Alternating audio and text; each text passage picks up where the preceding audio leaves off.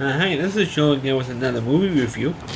And for the sake of this video, we're going to be doing really review of a documentary I recently saw it on television, but also on YouTube. Because as far as I know, as I'm doing this review, it's still up on YouTube. And that is The Death of Superman Lives. Now, which is, of course, a documentary on the Superman movie that was never actually made. It was narrated, directed, and starred Kevin Smith and a bunch of other people who were involved in making a movie that was supposed to come out in about 1998 and 99,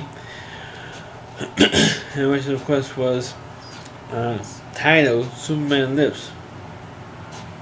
And it's a documentary. It is a pretty long documentary. It's about an hour and 45 minutes long. So it's kind of for a movie for a documentary of this type, or one movie that was never made. It was kind of long, but I mean, it was long for a documentary of this type, of one particular movie that was never made. I mean, it's one thing to do a documentary of a movie or a movie series that was made, like the Star Wars or Indiana Jones series. But for this movie, it's like an hour 45 minutes on this film that Kevin Smith was involved with. It was never made, and it was titled Superman Lives. And of course, during the 90s, there were a bunch of comic book movies, particularly the Batman films. And the Batman movies, even though they made a boatload of money, particularly 3 of the 4 original Batman movies that Tim Burton and Joel Schumacher was involved with, came out during the 90s. We had Batman Returns, you had Batman Forever, and of course the god-awful Batman and Robin, which I want to get to in a minute and talk about that, because that movie is what killed Superman Lives. What Superman Lives is supposed to be about, what Kevin Smith's idea was, since it's kind of a comic booky, was to take the storyline from the 1993, 92, and 93 comic book storyline about when Superman was killed off by DC Comics, and how Superman was regenerated by his Kryptonian in the Fortress of Solitude, because of the technology he had from Krypton, or brought with him from Krypton, kickstarted his body, and he came back to life, and he started going back fighting villains again. It was notably Brainiac. They were supposed to bring in Brainiac. He's supposed to merge with Lex Luthor, and they had a big fight scene, and it was supposed to look really cool. And it had, of course, then we're going to start off with a Doomsday storyline, and then end with Lex Luthor and Brainiac at the end of the movie. Well, it was a really cool concept, to tell you the truth. But like I said, the reason why, and they did put out costumes. They were working on the costumes, the Superman suit, and they even hired Nicolas Cage, of all people, fresh off of the movie Leaving Las Vegas, where he played a guy who was depressed, who had to drink himself to death in Vegas. And he won an Academy Award for it, actually. He was fresh off that role. And so it would make a pretty good deal to have him as a Superman. Because I think Christopher Reeve already had his accident by then, where he was paralyzed falling off a horse. So because of that, he, of course, obviously unfortunately was not available to play Superman again, but anymore, which is really a sad thing. So they decided to bring in somebody else, and they picked Nicolas Cage to do the part, and they had Tim Burton came in to possibly direct this thing, and they were working on the script, and they showed how they were working on the script, how they were working on a new Superman suit based on the Death of Superman comic books series, when he came back to life, and when he was killed off and came back to life and was making a new Kryptonian, a new style of suit that restored his body, and that type of thing, and how they were going to work with Brainiac, and working on the designs of Brainiac's ship, the famous Skull ship of Brainiac, and when Lex Luthor had to Tobias Merger and that type of thing, which was that storyline was used.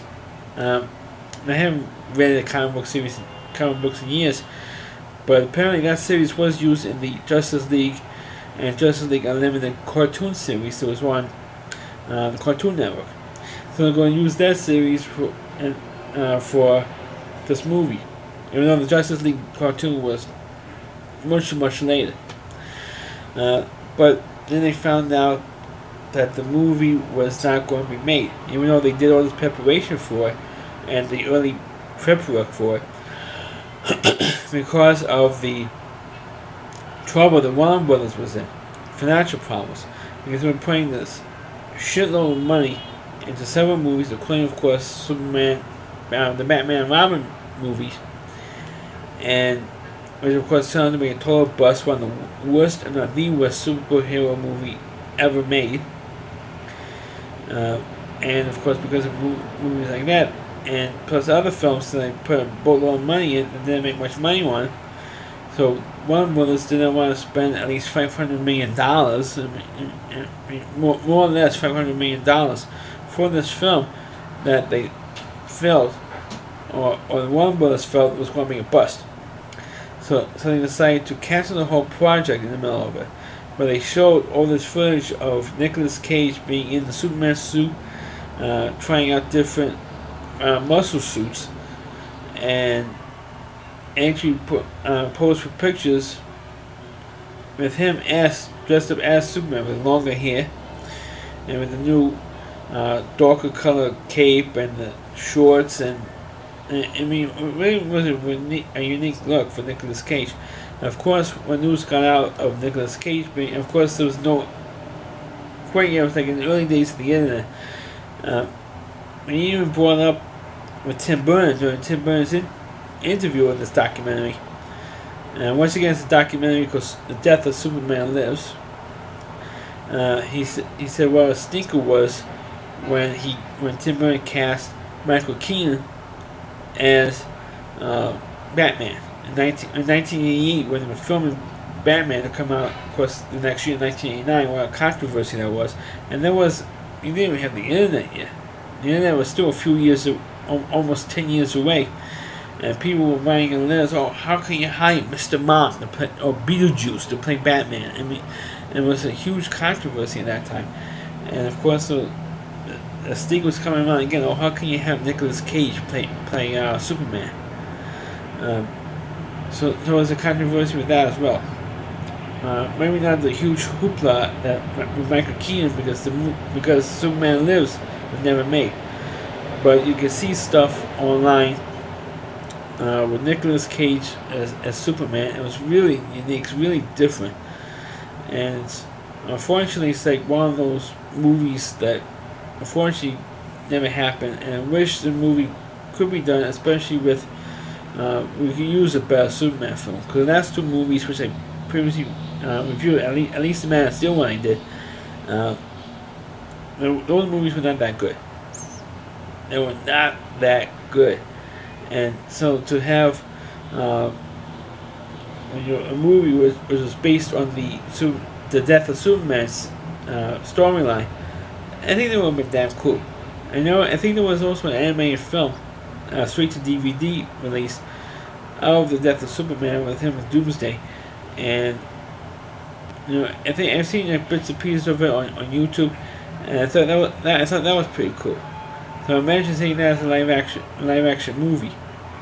If they release something like that, or re-release it as a wide release movie, even if it's an animated film, that would have been cool.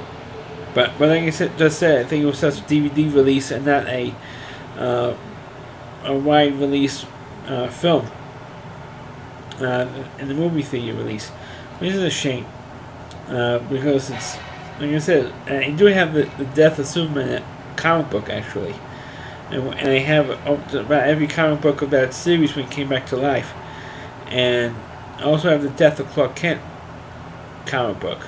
Now I know if Clark Kent ever came back to life now, but I knew I had those comic books in my comic book collection. I don't know how much they're worth now, but it's pretty cool to have those comics, and it's to have a live action version of that storyline.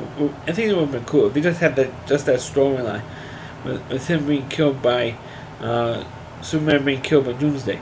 I think if they do make that for, since the success of Man of Steel and probably the Batman Superman movie, even though that was crap, I think it would have been cool to do that.